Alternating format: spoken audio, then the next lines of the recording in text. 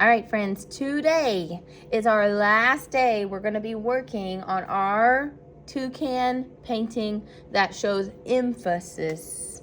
So you want to make sure that your beak is being emphasized, that when I look at your work, when other people look at your work, the attention goes towards the beak.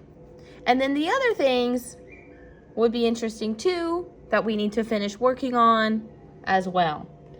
When you get your paper back, one really cool thing about it is that your paint is dry.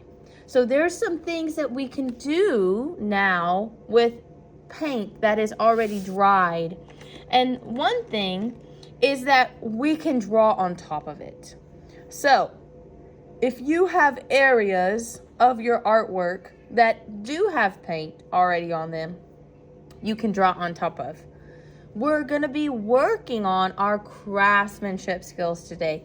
That means we are pushing ourselves to have level 3 or level 4 artwork. If your artwork is already at level 3, what can we do to make it a level 4? What details can we add?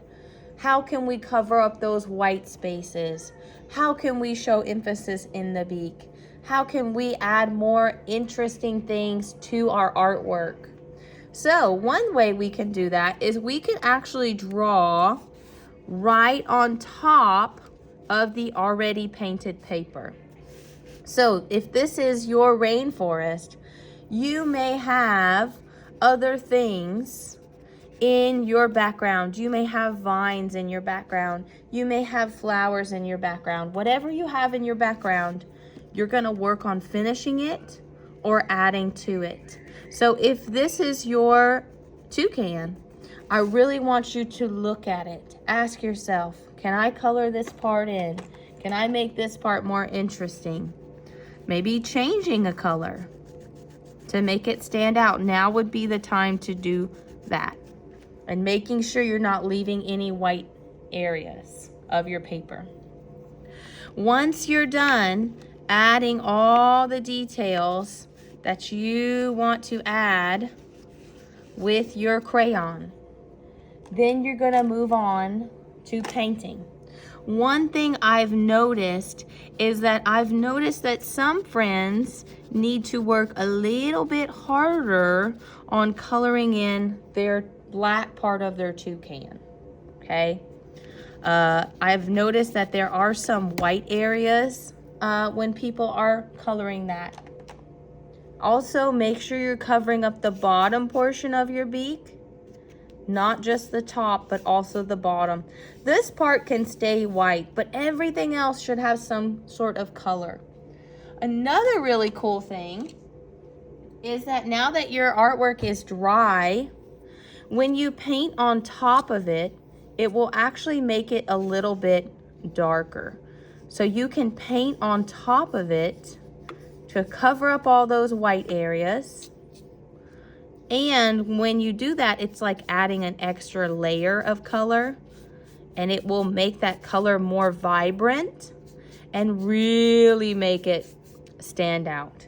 When you're painting, if your brush sounds dry and scratchy, that means you need more water and you need more paint. And when we paint, we treat our brush like a ballerina. What's so cool about crayons and paint, since I used crayon on my paper, I can paint right over some of these things because the crayon is made out of wax. And the wax of the crayon and the paint are going to resist each other. And you should still be able to see your crayon. So look, I can go right over this flower because I used crayon on all of that part. And make sure you're getting all the way to the edges. One last thing I forgot to do before I started painting is, if you have not written your name somewhere in the bottom corner with Sharpie, you need to make sure to do that. So that way I can put it in the hallway on display and people can see whose artwork it is. So we're gonna finish it using crayons, in adding detail, making sure you're not leaving any white areas, and then you can go back on top of paint with You go back on top with paint if you didn't finish doing that either. When you're completely done, show me your artwork. I'll check it. I'll make sure your name is on it. You could take your messy mat and your artwork to the drying rack, and you can get a free draw.